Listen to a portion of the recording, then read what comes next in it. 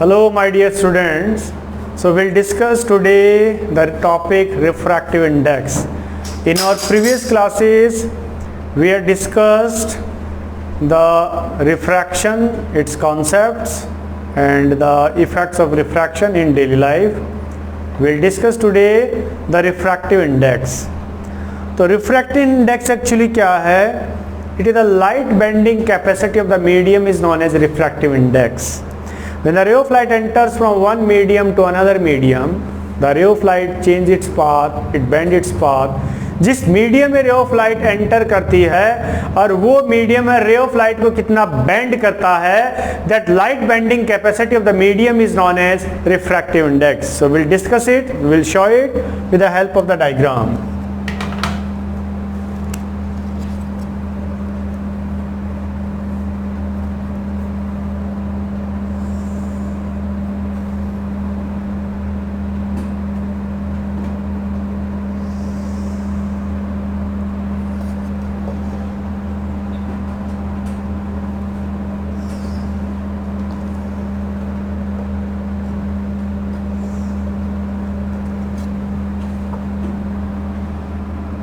PQRS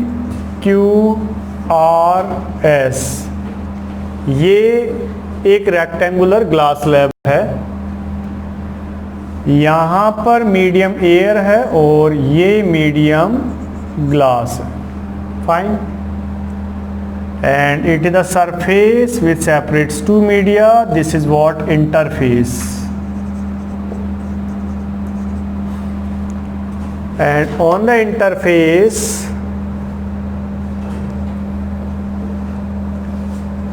this perpendicular line, this is known as normal.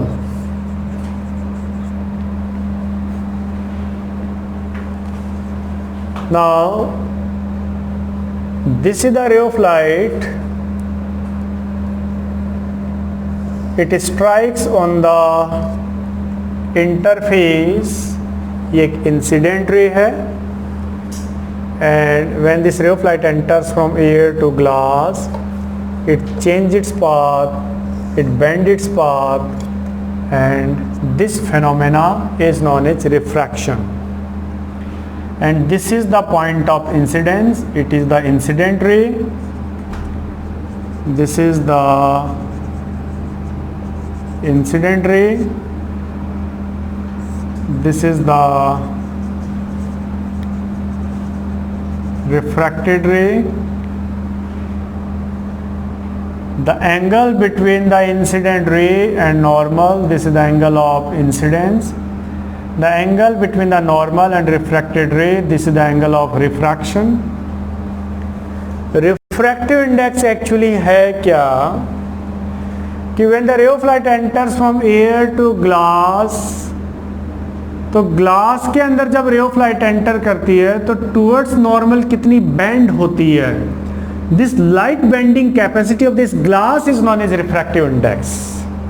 कि when the ray of light enters from air to glass, this refracted ray it will bend towards normal. This light bending capacity of the medium is known as refractive index. So the refractive index is light bending capacity of medium. This is what the refractive index. It is the light bending capacity of the medium that is known as refractive index. Refractive index, it is denoted by symbol mu. This is the symbol mu या n. कुछ books में इसको mu से दिखाते हैं, कुछ books के अंदर इसको n से दिखाते हैं.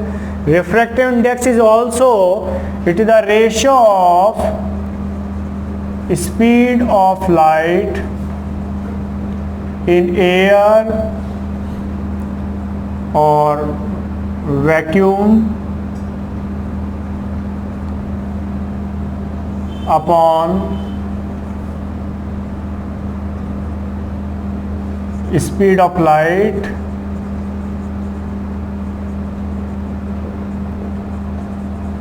in medium.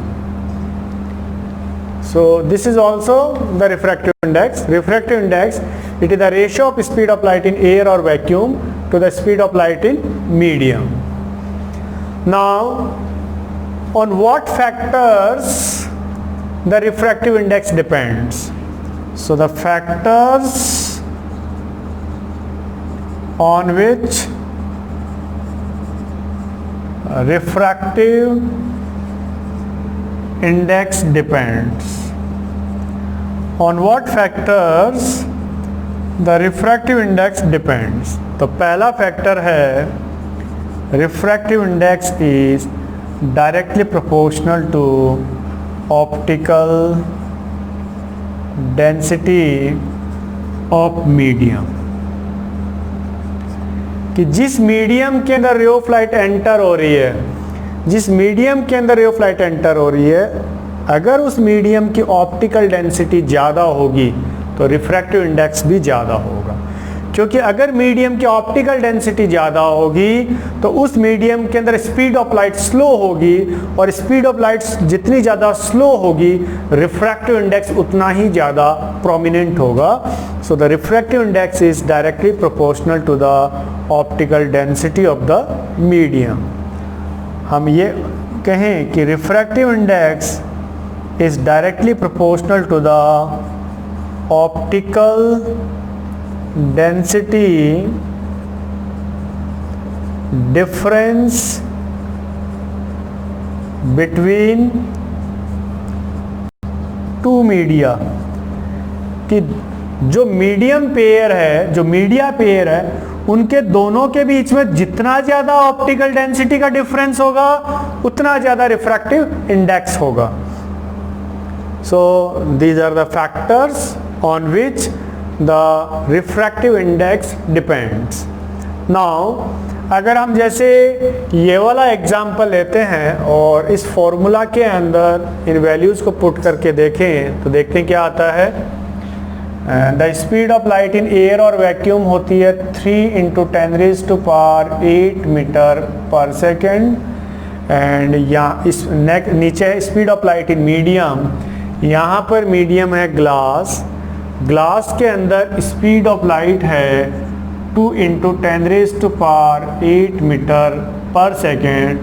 मीटर पर सेकेंड से मीटर पर सेकेंड कट जाएगा, 10⁸ से 10⁸ कट जाएगा, 3/2 इज 1.5। तो रिफ्रैक्टिव इंडेक्स की जो वैल्यू आ गई वो आ गई 1.5 without any unit. So it is a pure number, it has no units, it has a no units. इसके अंदर कोई यूनिट्स नहीं होंगे। यूनिट्स क्यों नहीं होंगे? क्योंकि ये एक रेशियो है और रेशियो के अंदर यूनिट्स कट जाएंगे। So it has no units. As it has no units so refractive index is a pure number, it is a pure number as it bears no units. अब इसको हम express कैसे करेंगे?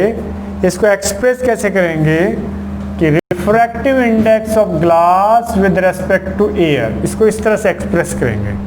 The refractive index of glass with respect to air. ये show कर रहा है the ray of light is entering from air to glass and the refractive index of glass with respect to air, इसकी value होगी 1.5। Now जो refractive index है वो दो तरह का है। The one is absolute refractive index and another one relative refractive index.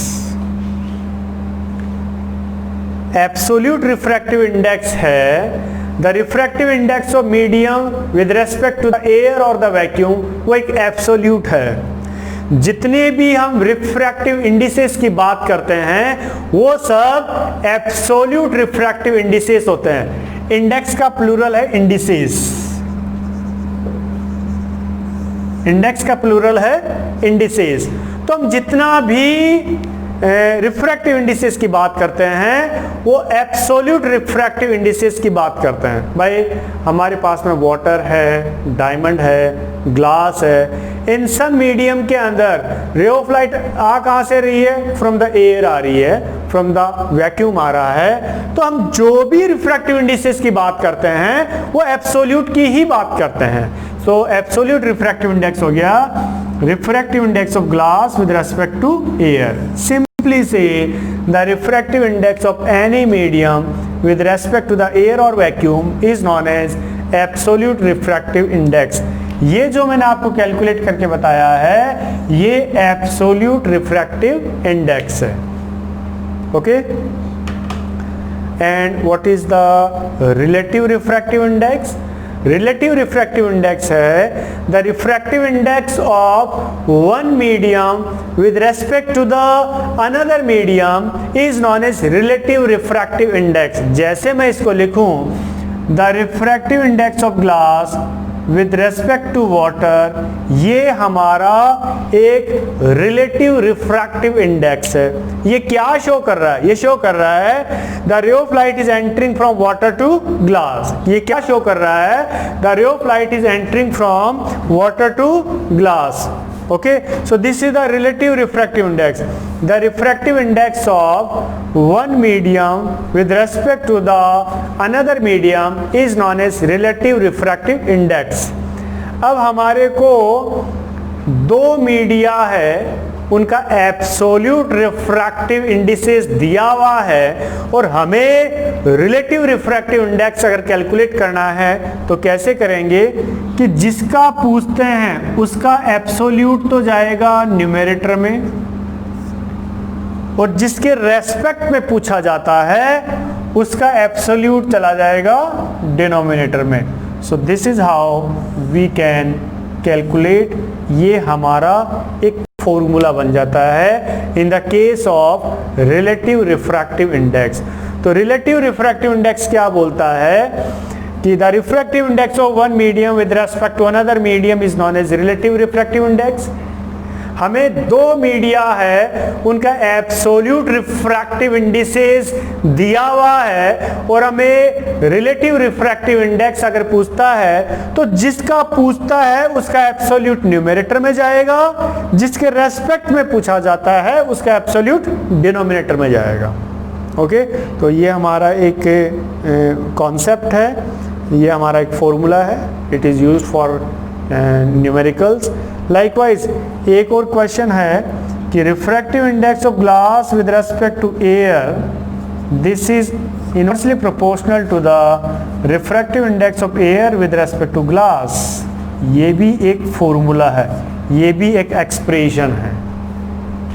If the refractive index of glass with respect to air 1.5 है तो ये जो वैल्यू हो जाएगी वो 1/1.5. Refractive index of glass with respect to air वो हमारा 1.5 है तो ये इसके बराबर हो जाएगा refractive index of air with respect to glass. So this is all about the refractive index, its absolute refractive index, relative refractive index and the factors on which the refractive index depends. And we'll discuss the laws of refraction. Laws of refraction. पहला law है that incident ray, refracted ray and normal, they all lies in the same plane. They comes in a one plane. The incident ray, the refracted ray and normal, they all lies in the same plane. तो first law बोलता है incident ray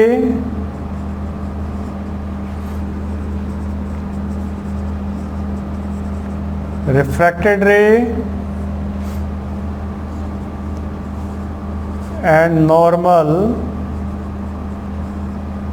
all lies in same plane.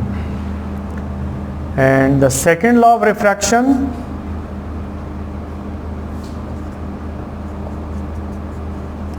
Second law बोलता है कि refractive index है ये constant है, it is the ratio of sine of angle of incidence to the sine of angle of refraction, and this is also known as Snell's law. This is also known as Snell's law. Second law बोलता है the refractive index is a constant, it is a ratio of sine of angle of incidence to the sine of angle of refraction, and this is also known as Snell's law. So my dear students, this is all about the refractive index and the laws of refraction. Thank you.